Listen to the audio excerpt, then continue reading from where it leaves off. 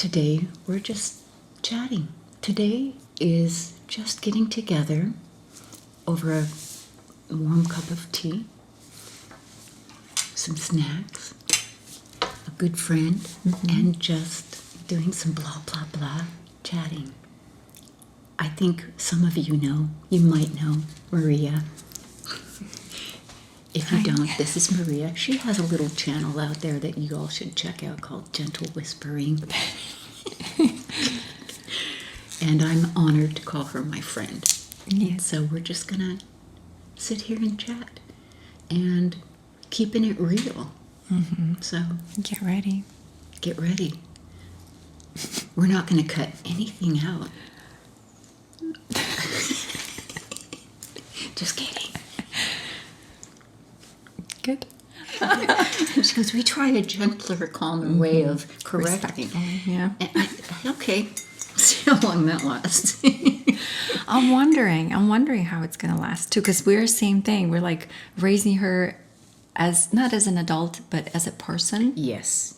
So like I'm watching way too many psychology videos for children, and they all like think if your partner would tell you this way, will talk to you this way. Yes. Would you like that? If you want something, you're like, I really want this, and they're like, no, look at all the stuff that you have. Would you want your partner to talk to you like that? And you're like, yeah, I wouldn't want that. I know, and I totally understand that on a logical level. Limits, yeah. And then there's the emotional level where it's just like... I do wonder again when how does the respect comes towards the people from childhood? So like to authority, to people in charge, right? Yeah. Because they say right now schools are run by children. They just going crazy. All teachers cannot contain them or discipline them anymore because they just don't obey in a way. See, right? and I knew with my parents, I knew what that level, that line was, and that was just it. And it wasn't right or wrong, good or bad. I just knew that I didn't say or continue or press at the certain level. And, and But children now do they push it. past They do. And there's more to push for. We didn't have those things, we were talking about mansions this morning. Bella asked something about, she said something, what is a mansion? Isn't a mansion haunted? No, not all mansions are. Yeah. I said, a mansion is just like a really big, ornate home, and I suppose there's perspective in what is big and ornate. I said, I grew up thinking I lived in a mansion, and it was 1,000 square foot house, and the 3 kids and the parents, my mom and dad, and I thought it was the biggest, bestest house, and the whole house could fit right in this thing, and I thought it was massive. So, I didn't know anyone with a big house. You just didn't, and we didn't have all the toys and electronics, and it was, what doll do I want? That was about it, or were there options for it, or it was just the way you were raised? It was pretty much me and our entire neighborhood. We, it was just like normal, average.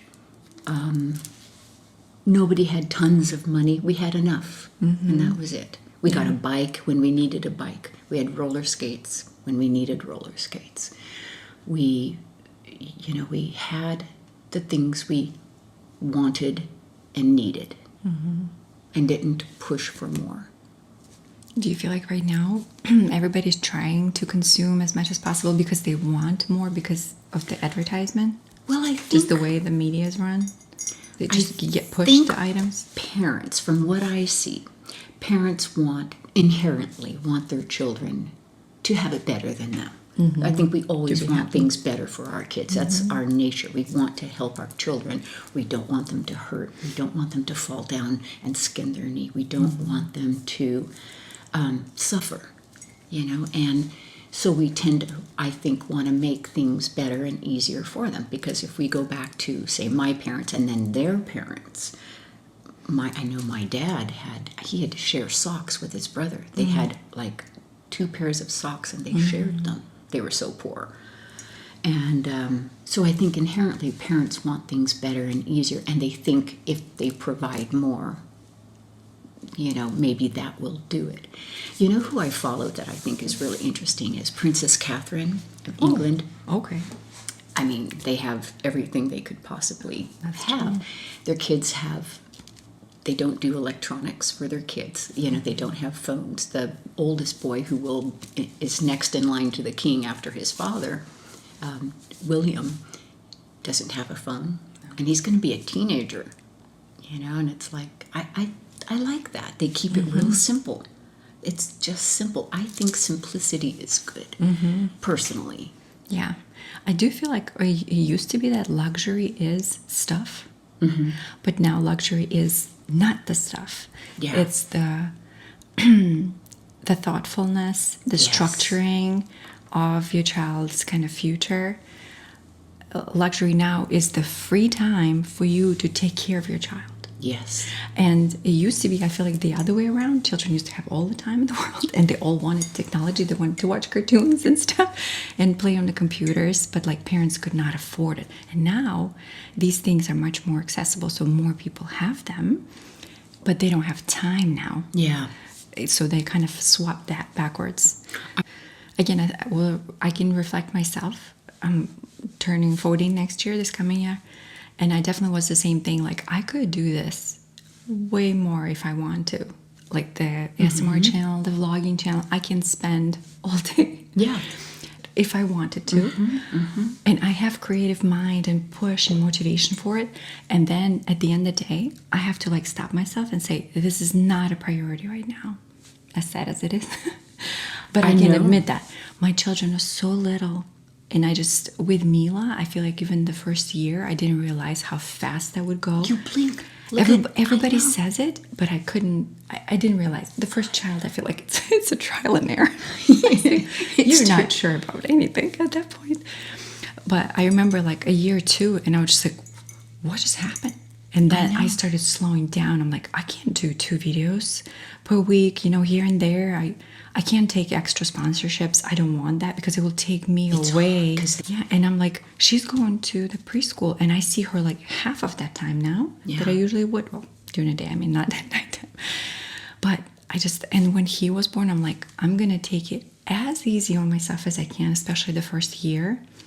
Because again, we chose very hands-on babying. So he just has to be next to me all the time. So like every 2 hours, I got to be there. So yeah, but it's the same. But it is a choice. We're taking a pay cut and everything, and I'm not doing most of my sponsorships. I'm saying no to everybody besides you. Of course, you have to say I'm yes. super picky, even who I comment to and who I talk to. Because even with Zane, my big baby, if I am doing editing, so I have my headphones on, and I'll bring my laptop out and I'm on the sofa, just to try to be in the same room as him. And he'll say, he'll start talking. I can't hear him. And so it's like, huh? And I realize I'm snapping. And it's like, I've just tuned him out the whole 2.5 or 3 hours I've sat here. It's like, the stupid edit can wait.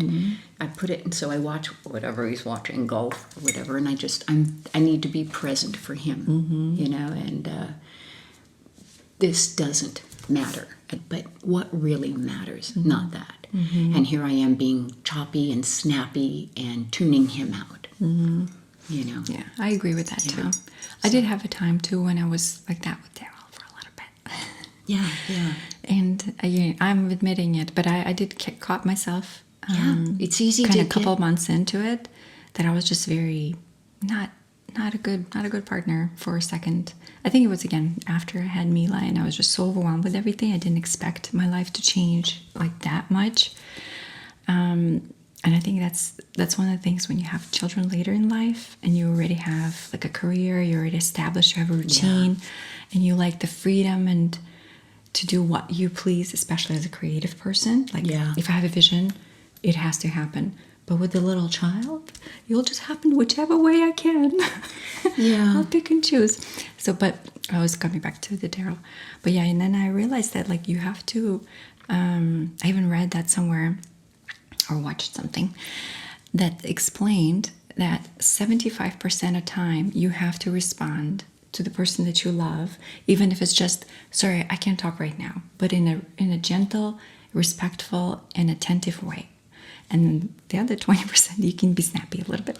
Okay, as so long balance. As, yeah. The balance is the heavier. Yeah, They say like right. that creates the, like scientifically, that creates the bond. So when 70% of the time you say, oh, and you listen to their silly jokes or something that they're super engrossed in, and you're just like, I could care less, but I'm gonna listen. Well, and you know, Zane is very sensitive in that he's. I think all men are. Yeah, and so if I, like when he says something and I'm, tuned out and I look up at him and I've got my, how dare you interrupt me face, my monster face, I can see it hurts him. It's like I threw a dart at his heart, and it's like, oh, Jeannie, stop that.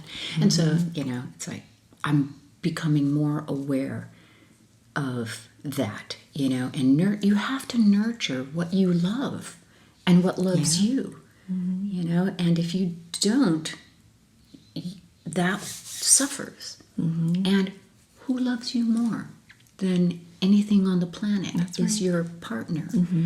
Or as I tell my kids, no one loves you like a mother. No one loves you like a mother. No one, not your wife, not your husband, not your friends, not this. No one loves you like a mother. Don't ever forget that. And have you ever felt like, as a mother, have you felt like once each of your children was born, you felt like you had to be a different mother to each one? yes, absolutely. And it almost like comes to you naturally? You intuitively know. Like, okay, this child is like this, and this is how I'm going to approach this child. Isn't that crazy? Yes, I always thought that it would be like like your parenting style. It has nothing to do No, with you. You are responding to the needs that work for X, and it doesn't work for that one, and it does work for this one, but not that one.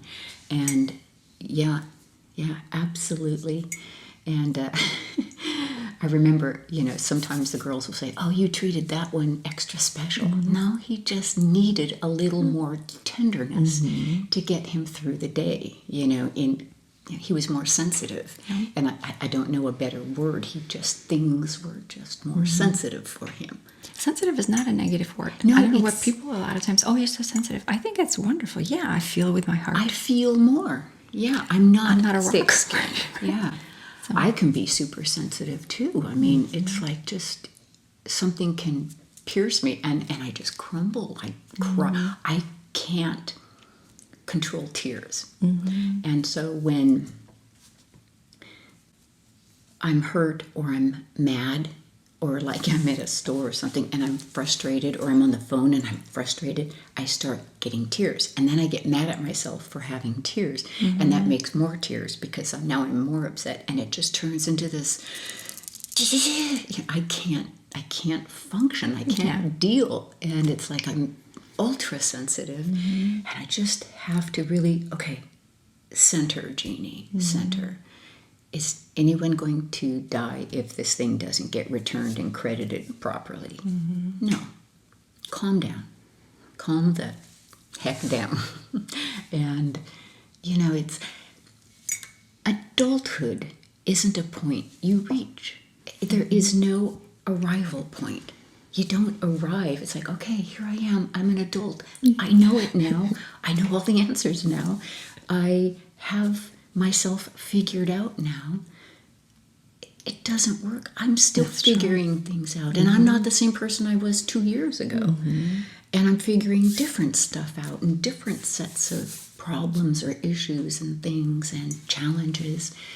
So, I thought I would arrive someday and be there. And I'm done. I've figured it out. Never got there. Yeah, I think that's just on your last breath. It just gets different.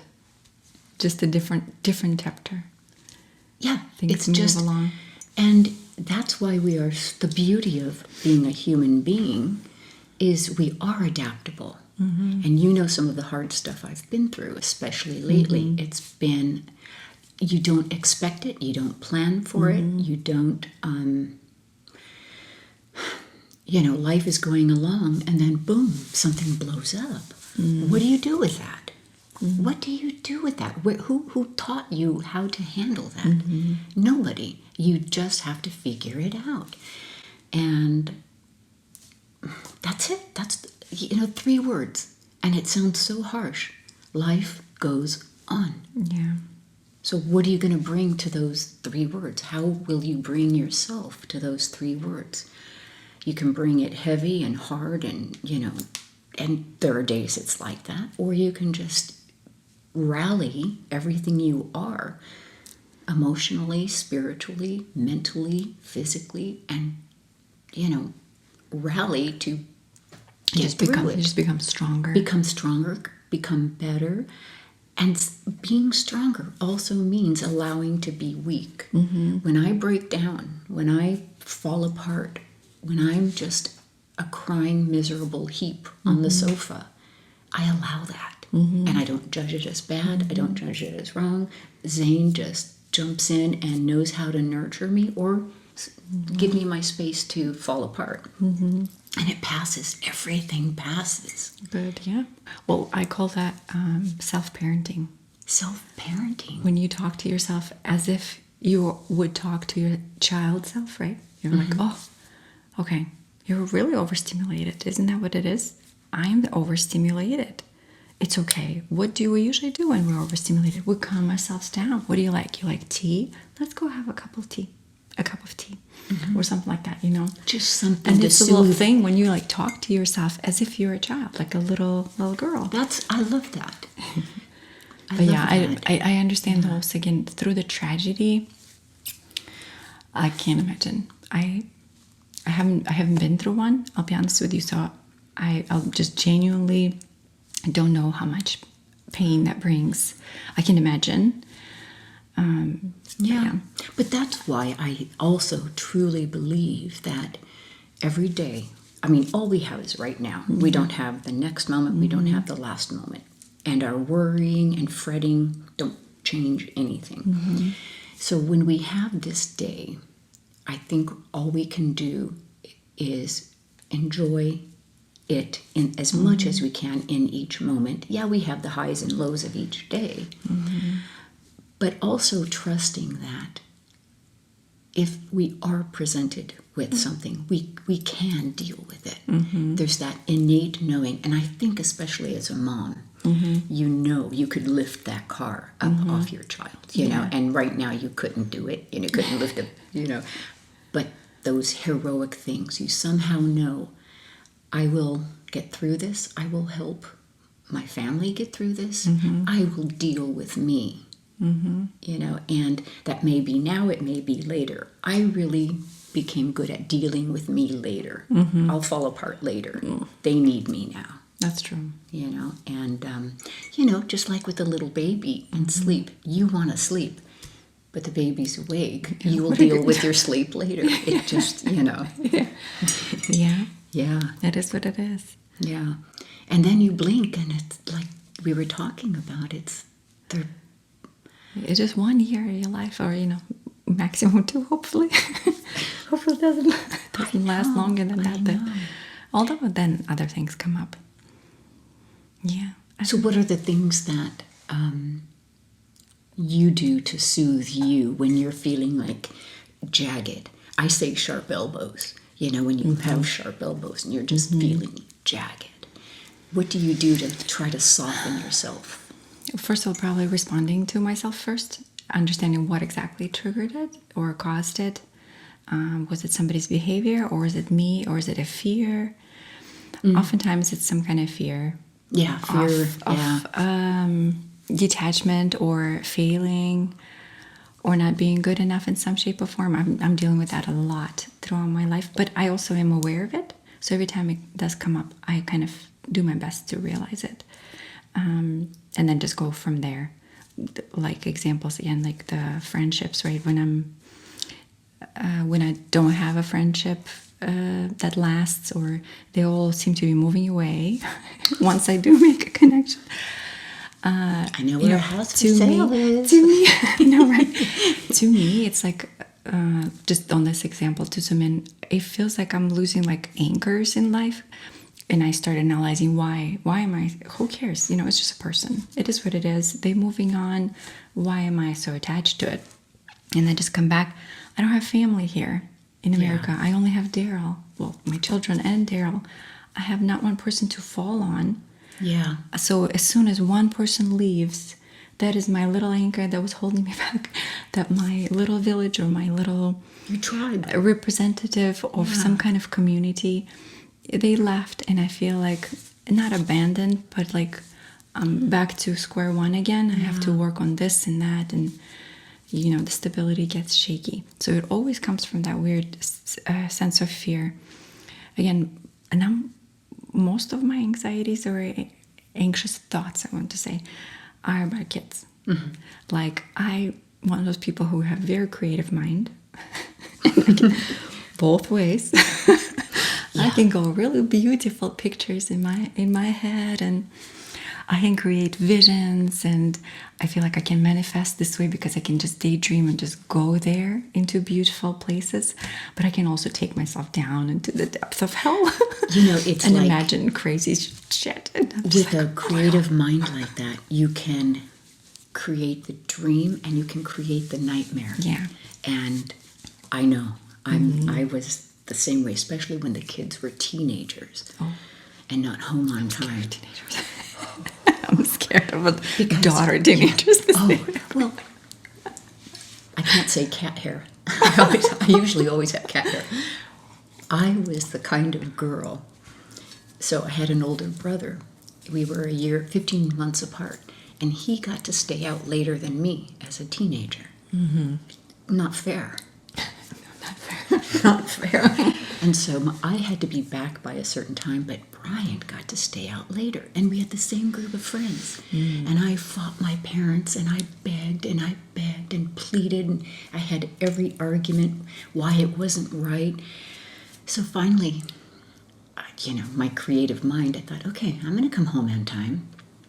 So I'd get home on time, say goodnight, and then I'd sneak out my window when I heard my mom and dad go to bed. Mm-hmm. And I went and joined Brian, and I'd come home with him. And everything was fine. I wasn't doing anything bad. But I just remember how my mind thought. And I thought, I'm going to be smarter than my kids. Mm-hmm. But they always, somehow, there were other things, you know. But I tried to be smarter. But that's part of it, though, right? Yeah. I mean, they get themselves in trouble, but that's part of growing up. I remember when they were in high school, I was the PTA co-president at their high school because it wasn't just that I wanted to give back, and, you know, I did, but I also wanted to keep my finger on the pulse of stuff. And these kids, so we'd be in the lunchroom, and because everybody saw me all the time, I'd be there working on a project, and they'd be talking like I couldn't hear. Mm-hmm. And I'm hearing about this party coming up, and I'm just like... And so, okay, so-and-so's parents aren't home, so we're all going to meet at his house, and da-da-da. And so, you know, they all go, the bell rings and they leave, so I go to the principal's office. Hey, Linda, guess who's having a party Saturday night? You know, and then they always got busted up, and they never knew who was, it was me. Know. It's like, and so I told invisible, them, right? Well, I told them later, I'm protecting you from your own stupidity. You know, it's like you don't always make the best choices, and you have to trust that I know no one loves you like me. You know. So anyway, there are things I didn't catch. Yeah. You know, but you know, here we are. Oh boy. They all turned out great. Yeah, they're all wonderful kids. I mean, we've had accidents and things like that, but that's part of life. You know, unless you're in a bubble. I'd say if your children are coming back home to you and talk to you, you were a wonderful parent. Yeah, they all do. Because a lot of times I hear the children do not want to go back once they leave the house. Yeah. And that tells you something about the parent, too. Yeah, they know I'm their fiercest warrior. I'm there to have their back, but also tell them, you know, no, I don't agree. I may be wrong. You may be right. But here's what I think, you know. You ask. My biggest thing I had to learn was when they're telling me something, I had to ask, do you want my input? Or do you just want me as a sounding board? Because, it's hard not to give them my opinion or my advice or whatever, but I've learned maybe that's not what they need. Back off. Yeah, I've noticed my mom is like that too. I almost sometimes like, can you give me an advice? She's like, well, what do you think you should do? I'm like, that's not an advice. No, just tell me. That's not an advice, And she almost never, she always does these little loops and then she just comes back that I have to respond. Why do you have to be so logical, Mom? But I do love that though, again. She has opinions if I do truly like really ask or like really catch her on, onto something that's she's passionate about, then she will say it. Yeah. When I was a little girl and I used to have my naps, and I loved nap time. I loved laying down.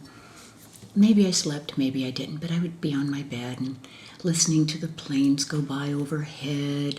And it's like women in our neighborhood intuitively knew what nap time was at our house. And they'd come over, and my mom and whoever would sit and talk and chat, and I would hear their voices in the background, just blah, blah, blah, and I just loved that. And they didn't talk about anything, earth, just everything and anything. Just blah, blah, blah, this thing or that bill, or my husband's doing this and mine's doing that. And there was nothing, maybe there was important stuff. It didn't register to me, but I loved that.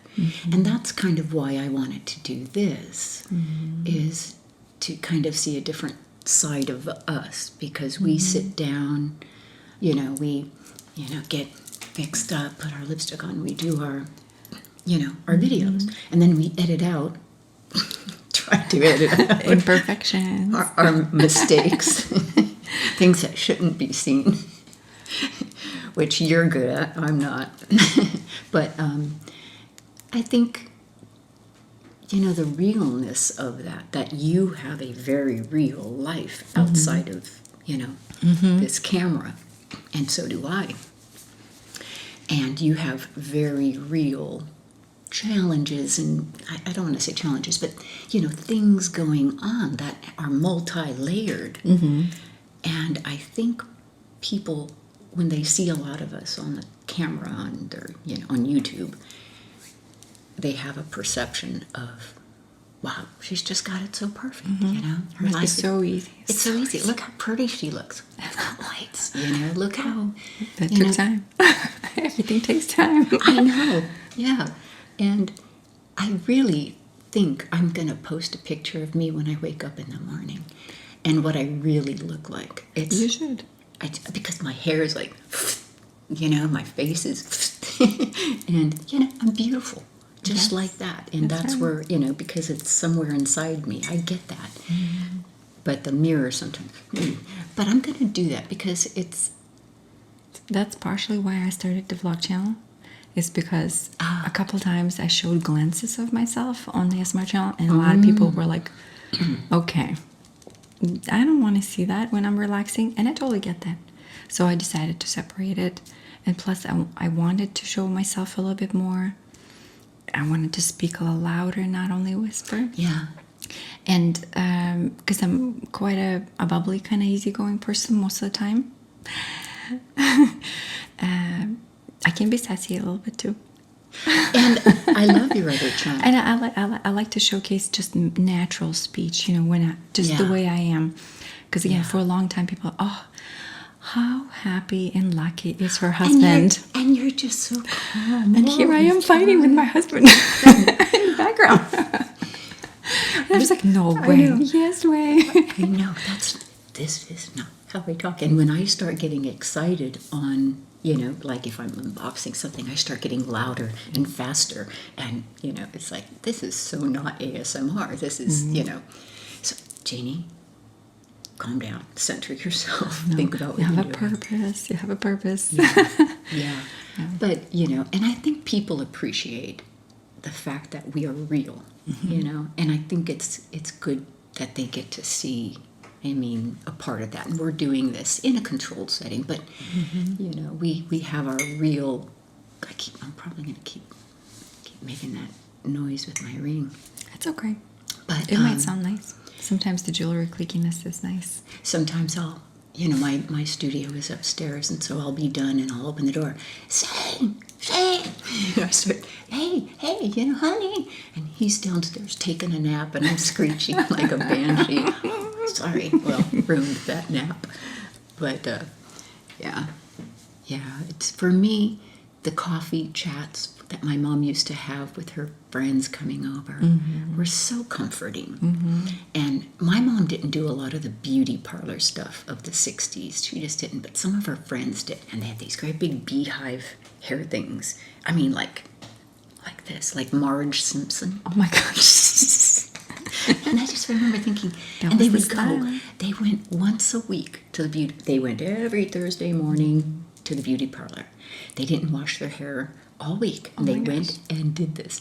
And, so you come Thursday, they're all pretty, and perfect. And then Friday, Saturday, they had these bonnets they sleep in. And then they would pin it and tuck it and tease it. And but by Wednesday, they're starting to look like ratty, like a stray cat on their head. And but I just remember sometimes I would look at them and just like,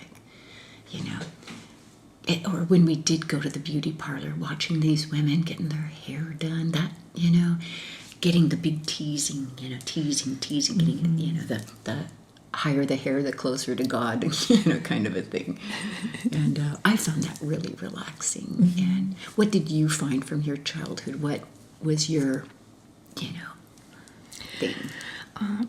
For me, it was probably more of friends. My mom worked all the time. My dad did too. So they would just drop us off at a daycare, and then we'd just come back at 5 or something. Most of my childhood, I don't remember in the kindergarten age, up to kindergarten. At school, it was easier because they would just let us out, and we were free range kids. I would not stay home a lot. My most soothing parts were probably my grandma's house, because she lived in the house in the village, and she has the loudest clocks that were just ticking through the whole. You still remember that beat? Vibrate through the whole house. That vibrate, and I would have to sleep or read books through it, and I was just like, oh my gosh, it's so annoying. But that is the part that kind of now gives me almost goosebumps every time I think about it. Or working in the garden, same thing. She would make me go work in the garden, and we would pluck the carrots. And I remember she would just tell me some stories, and I just did not listen. I just glazed over them. But she would also chat as we just kind of pulled the weeds all along. And most of my relaxation was probably from my friends. We used to do a lot of the hand tracings for fun. Yeah. Or when I was very young, when I first started to realize I have the ASMR tingles, I would always have a button on my dress in the back here, and I would always unbutton it. And I had a neighbor who was like my best friend, and always like, oh, my button unbuttoned, can you button it up again? And so she would open my hair a little bit like this, and straighten up my collar in the back there, and would do a little button, and it's like one of those smallest, the most annoying buttons that you really have to push it in. And she would really struggle and say something, because it's breath on the neck and whispering a little bit. And I would just unbutton it multiple times a day.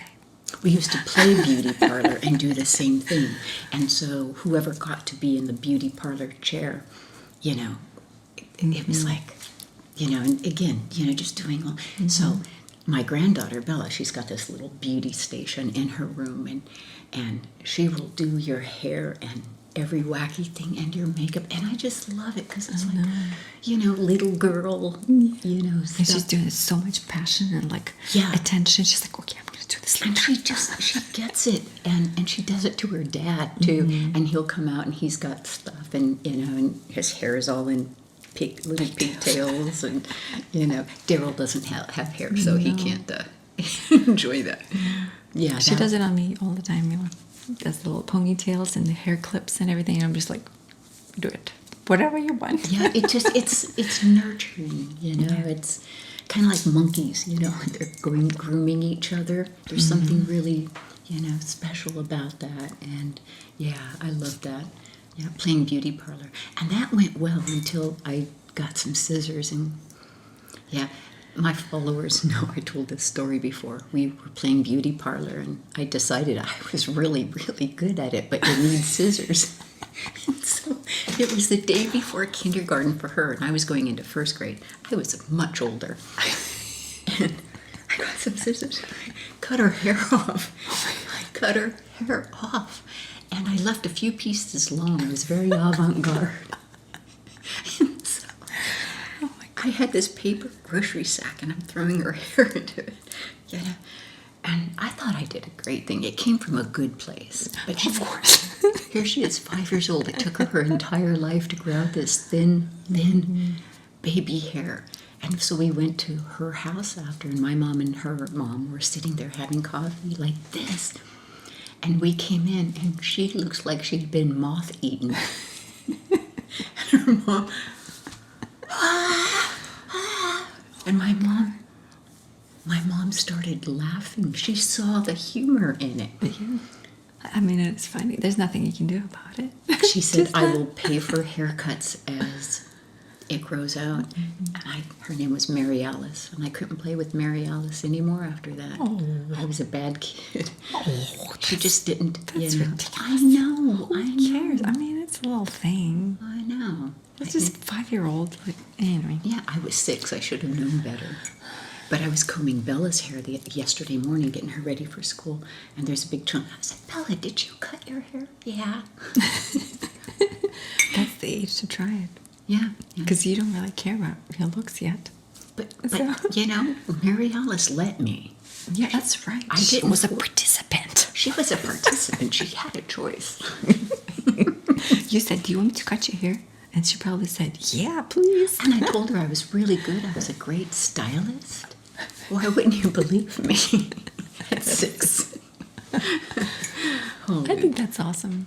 I did one time cut my own hair too, but in my bangs. My mom used to cut my bangs off, and I hated them. I still don't know why she had, because I did not look good. Like this. Oh, our girls And too. I got tired that it would always like tickle my eyebrows, so it started getting to my eyes and stuff. And I just one day just like, why don't I cut it off? And I just gathered all of it and I just cut it to here. It grew like that. Oh no! I remember. And my mom had to pin it and do different things, and Yeah, she was to- like, try "Oh to my get it god!" to go away. Because literally the whole thing just was like. Now you did a video. I remember this of you cutting your hair. I think you were pregnant with your first. Oh yeah, I cut it all the with time. Mila. Yeah. But I was watching, and I'm like, don't do it, don't do it. But you did it, and it looked fine. Yeah. Yeah. I do my bangs sometimes just because they grow so much faster. And then when I go in, she's like, have you cut your bangs since you... Yeah, I did. She goes, you can stop by. I'll do it. It's like, I know, but I'm home. The scissors are here. The hair's in my eye. Yeah. So, I'm all for self DIY.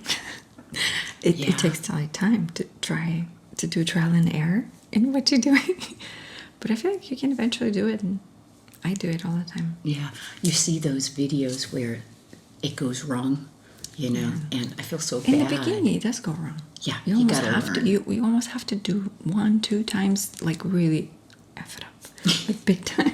I don't know what else to call it. Yeah, Screw it up. Screw it up, F it up, yep. Yeah, I've done that with color when I used to too. try doing my own color way. Now it's all going white, so I don't do anything but let my hairdresser do a little.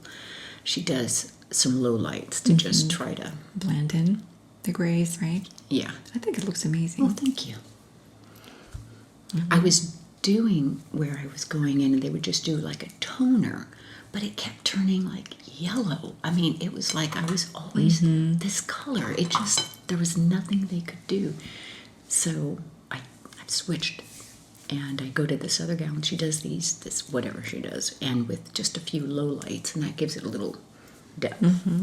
I love the combination. You can actually see how they blend it into. Yeah, with my Like, own. beautiful, I mean, yeah. see this skunk stripe here? I've had this since I was 22. This white, Yeah.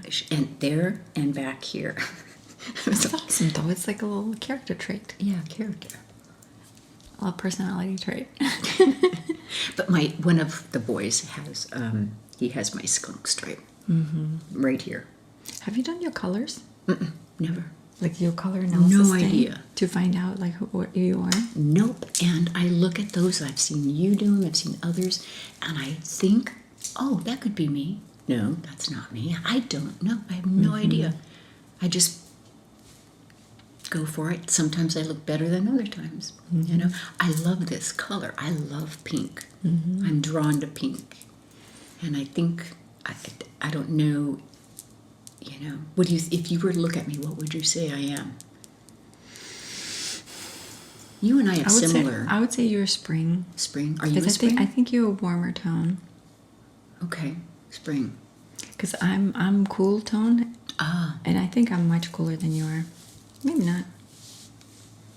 Yeah, the veins do not help. They always say, is it green or is it blue? It's green and blue. I don't know. I'm not sure. I don't know. Look, we're pretty similar. It is pretty similar, yeah. Yeah. So maybe you're more towards. Just I'm only saying spring because your eyes are green. My eyes are green. Usually the summer is blue eyes. Okay. Or a shade of blue. And you have green, and green is oftentimes a spring. But again, I'm not a professional. I didn't like finish any courses or anything like that. But I have a few swatches. If you want to, we'll have to look. We can put a couple on you that I like make or break 100%. Oh, okay. So you can see. But I have a feeling you're more like soft spring or something. So probably, I don't know actually if pinks will. I like pink, we'll have but to that's figure it with out. my eyeballs looking at the color. You know, that doesn't mean it looks good on me. I don't know. Yeah. And then if you have a tan, if you've been out in the sun, I try to wear sunscreen all the time, but I just get so dark so fast, and it, you know, it's not good for your face anyway. I don't mind my body, but I was saying, you know, coloring my hair. One time I thought, this was back in the maybe early 90s, late 80s. I decided to do an auburn, you know, and I bought red? like a brownish red. Oh, how was that? Oh my God. That would be spicy. I looked like, do you remember, what was her name? I can't, this actress, she had bright red hair, and it was so not me, and I didn't know what to do, and it just, and then, so I was... Too harsh? It was, yeah, it just wasn't me. And so then I thought, oh, well, you cover it up. You just get another box of something. And then, and I put dark brown on top of that. And then it kind of started going green, and it was just turning into, and I had long hair at that point. What was I doing? Trying to save money, you know, on a $4 box of Clairol. It's like, oh, Jeannie. And I had to go cut my hair. Yeah. It just, I had damaged it so much. Oh my gosh. And so they worked with me, and it's like, so, yeah. But Yeah, one time I did the bleach all over the hair because I used to do box coloring too, but I was like too one-dimensional. So I was like, how about I bleach on top of the color? So I did the stripes, and then I didn't like that, and I decided to burn all of it, and I just put bleach on all of it, and it was green. Sorry, not green. It was yellow, like the orange yellow. It did not turn out, and I had to go to like Ulta. And I'm like, can you please see me now? She's like, what did you do? And I'm like, I colored first, and then I did highlights, and then on top of that, I decided to do it. And I actually have videos with that bleach blonde hair. And they had to tone me, like you said, in different ways. And it's a process. Yeah, it's a process. And because it won't stay. Nothing. You This chocolate's looking at me. that's looking at you. It says, Maria, eat me. I'm going to show you something on my phone. I think it's caramel. I can find it. Oh, I probably won't. Speaking of hair, I think I might be able to pull this up. We'll see.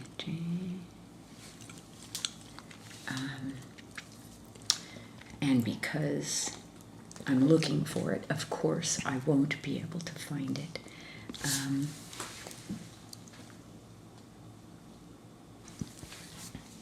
Let's see if it comes up. No, I won't. I'll have to find it and splice it in here. It's me from the, I think the 80s. and it shows my hair. And I had a perm. Perms were very big. Oh my God. And then I went kind of shorter, and it just looked like this. You guys really tried stuff with your hair. We did. We were out there. I feel like this generation is quite relaxed on that. We just kind of do balayage, versus highlights. You know, I feel like nobody's doing like anything crazy. Yeah. That's a good thing. It's a good thing. Because I think there's so much information now on YouTube and stuff that you just kind of stay back from those options.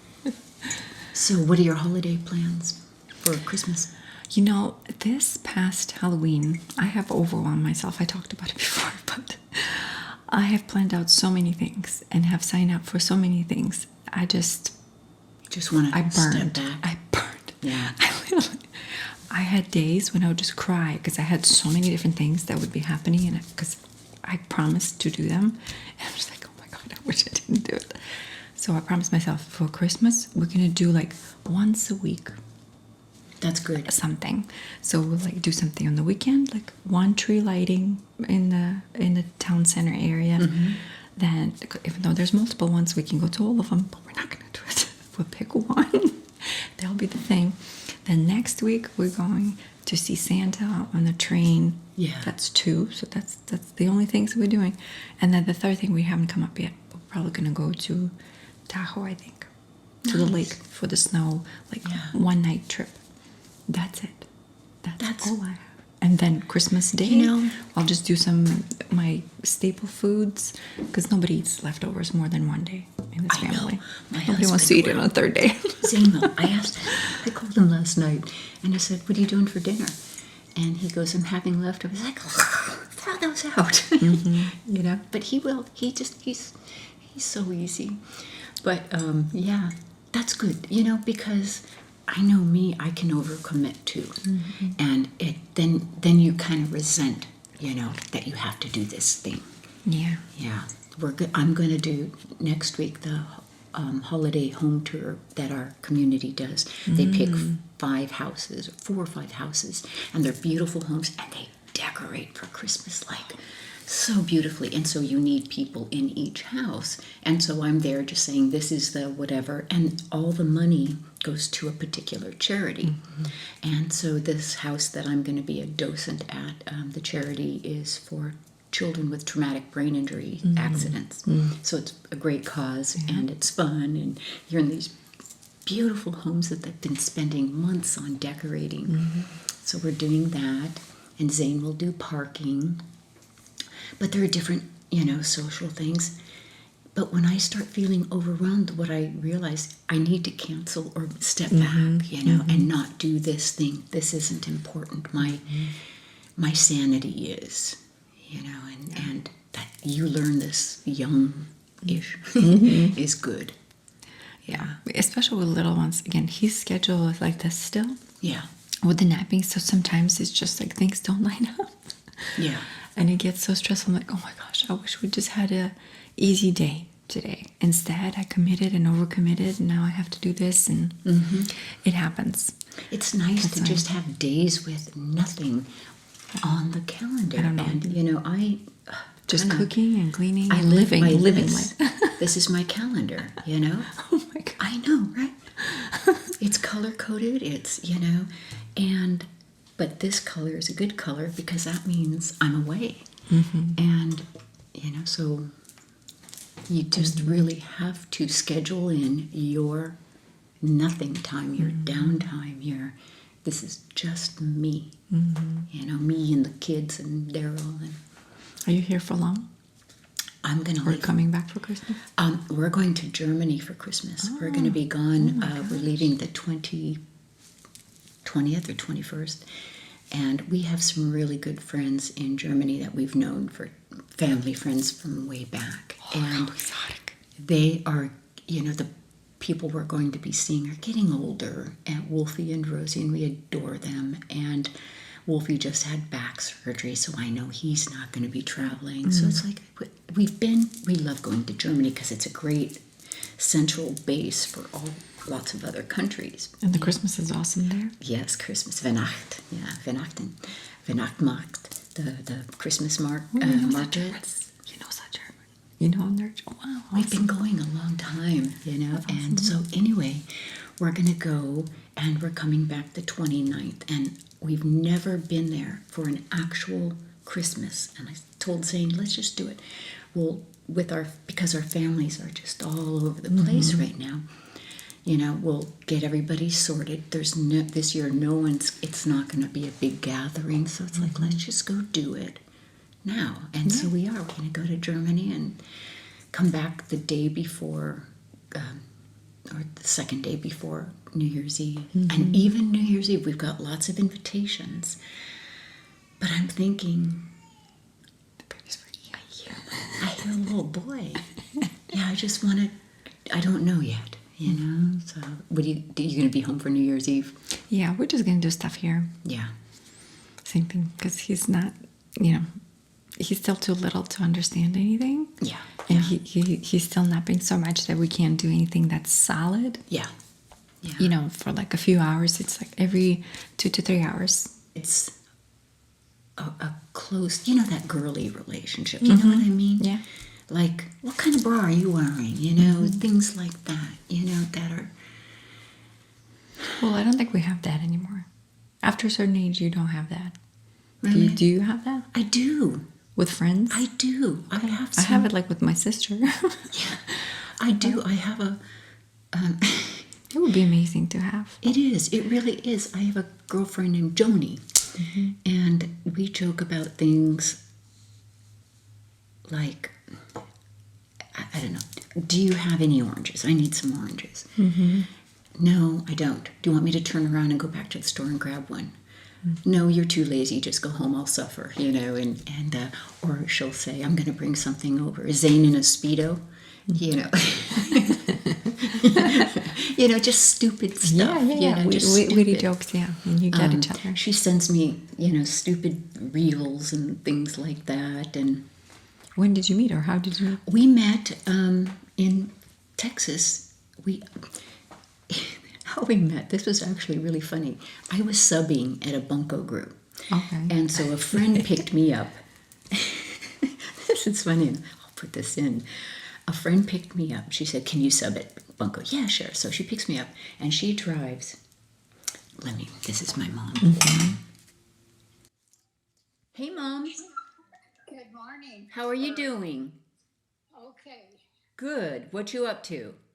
just finishing lunch. Good. Okay. Well, I'll come see you later this afternoon, okay? Or are you going anywhere? No, Okay. No big plans, huh?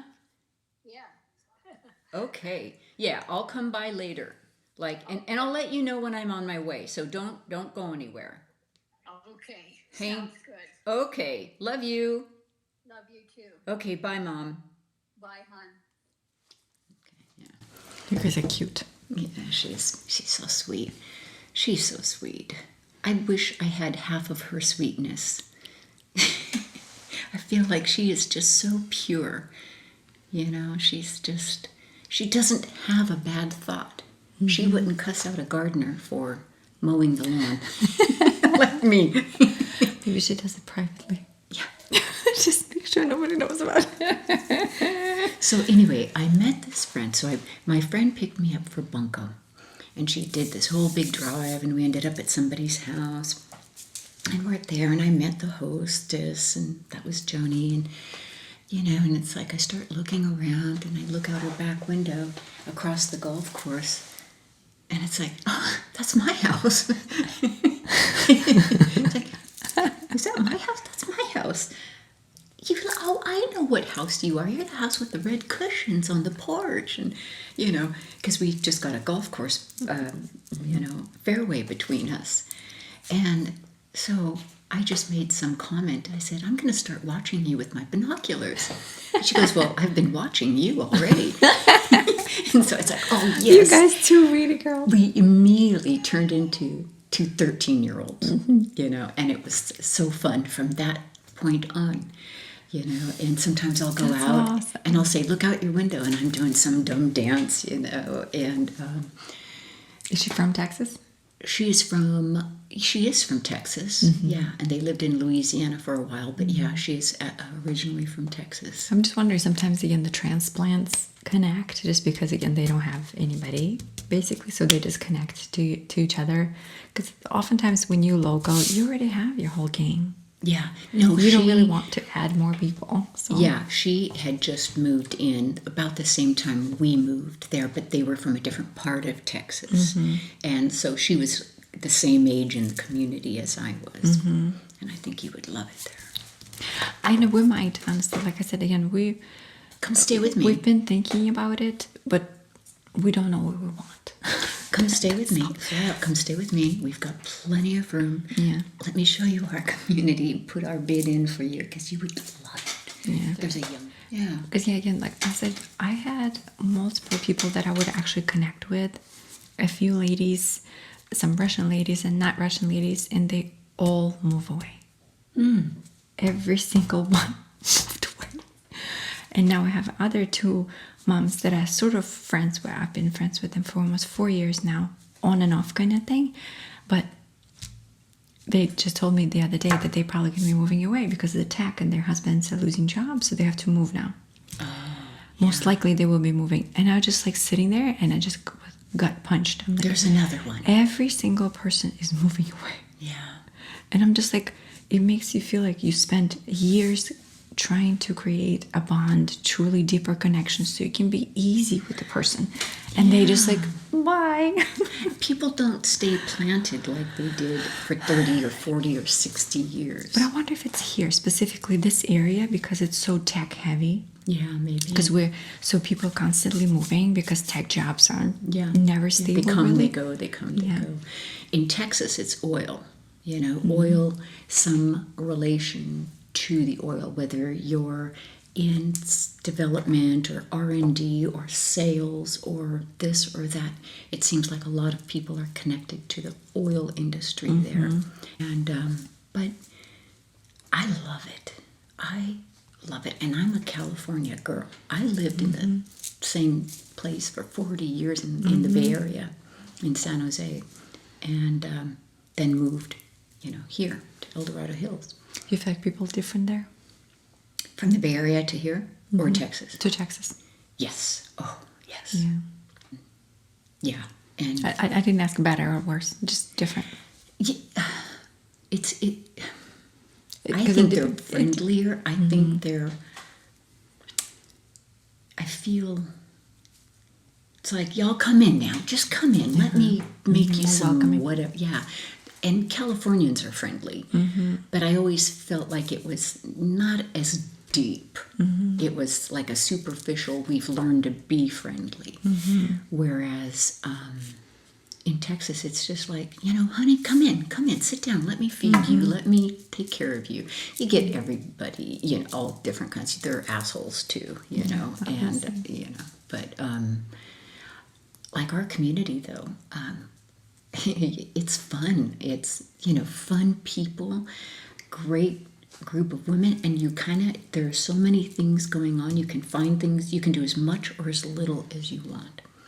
Nobody really knows that I do YouTube. A couple have found out, and it's weird. I'm sure have you had that happen where somebody doesn't know and then they discover it, and it's like, why didn't you tell me? It's like, I don't know. I don't introduce myself as that, I didn't have anybody. Usually I somehow tell people and they find out early on. Or I don't tell anybody and they never ask and we just go on. But it's usually again acquaintances, so I don't really care. Truly and deeply care, Yeah. If it would, people who I did talk to, they're very interested. But I knew that they would be interested. But a lot of them are like, well, just don't ever put me in there. Like, Yeah. don't ever talk about me or put my face into any vlogs or anything. They don't want to be connected to it. And when we were traveling up in the Pacific Northwest this past summer, I was making videos for, the new channel, Jeannie B here and there. And I asked everybody, do you mind? Awesome. I think it's so awesome you do that. Yeah, I I just gotta said, subscribe. I did not know you did that. now you know, you're going to have to follow me. I will. It's I always ask, is it okay if I show you in the video? Because if you don't want me to, I Yeah, won't. of I course. respect that. Anyway, so I told them about that I do a channel. Oh, okay, that's nice. Yeah, nice little channel. So anyway, we're out to dinner at this little Thai podunk restaurant, little Thai restaurant. We're eating dinner, and Zane's family's there. And so we're just finishing up, and I saw this couple over there, and it made me sad because she was like this, and he's like this, and they're showing it. It's like, put your phones down and be with each other. I hate that, right? Yeah. And so we're getting ready to leave, and they come over. It's like, sorry to interrupt you, but we've been waiting and waiting. Are you Jeannie B ASMR? Oh my gosh. And it's like, yes, I am. Are you catching this, family? It was like, yes. Oh, can we get your photo? They were so sweet. They were really a nice couple. We've been following you, and we're from Canada. We're on our honeymoon, and they're just the cutest little couple. And she was Natasha, and he was, oh, it started with a K. It was like an Irish name. I can't remember. Anyway, so we did some photos, and his family, they're like, and I'm like, yes, this couldn't have happened at a better time. Yeah, and other people in the restaurant are like, who's that lady? Who's that old lady that they want a photo with? So it was really cute. Yeah. But I love when it happens. I love it the most when I'm with my daughter and somebody comes up like Maria, and she stands there, listens like that, and they tell her, I love your channel, I watch it all the time, or they tell me their life story, and I'm trying to engage, and it's so exciting, and Mila's just standing there, hard eyes, just and I feel so good. I'm like, oh, I love that. I know. I love that she gets to see. Yeah, her, that's great that they get to see mommy is something, to someone besides you, besides her. Bella said she ran into you at Target. Maybe. I mean, we live nearby, so. Yeah, I mean, that Target right there. She goes, I probably met did, Maria. that's right. She goes, I met Maria at Target. I think I did. You're right. No, she was there when we were at Sellens. Remember, you met her at Sellens. Right. Yeah.